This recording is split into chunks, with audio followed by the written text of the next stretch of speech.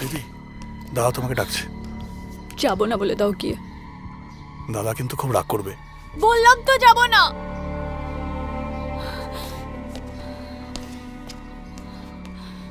দালাল কোথাকার। থু।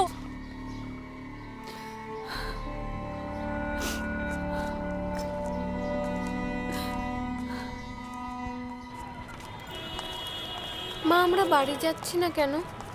বাড়িতে শ্রীমাসি এসছে, বাবা শ্রীমাসিকে গান শেখাচ্ছে। আমরা যদি যাই ডিস্টার্ব হয়ে যাবে।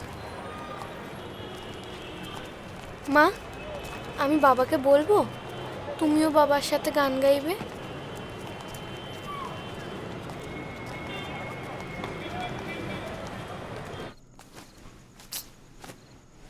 ঘটা করে চাদর পাল্টে আর কি হবে? এমনি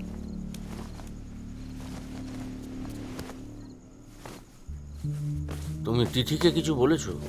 কি ব্যাপারে? আমার পরের ছবিতে গান গাইতে চাও? না,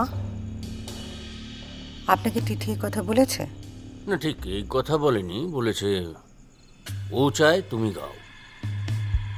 হুঁ, ওইটুকু একটা মেয়ের এই ধরনের চাওয়া না চাওয়া তো থাকতে পারে না, না?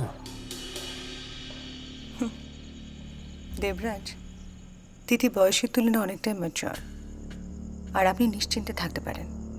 আমি আপনার সুরে গান গাইতে চাই না।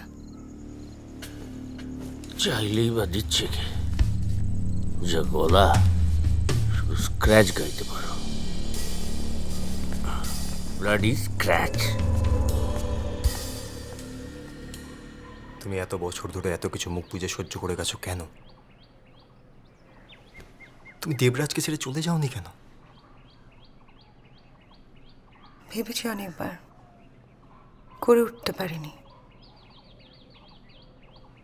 তাছাড়া কোথায় বা যেতাম? কেন? তোমাদের নিজেদের বাড়িতে দেবরাজ চন্দ্র তোমাদের ফিরিয়ে দেবে বলেছিল। ধুস, তুমিও যেমন। দেবরাজ কি সত্যি সত্যি বাড়িটা ফিরিয়ে দিয়েছিল নাকি? দেয়নি। বাবা মারা যাওয়া অবধি বাবাকে ওই বাড়িতে থাকতে দিয়েছিল, সেটাই ঢের। তাও হয়তো বেরিয়ে যেতে পারতাম। তিথির মুখের দিকে তাকিয়ে খুব মায়া পড়ে গেল।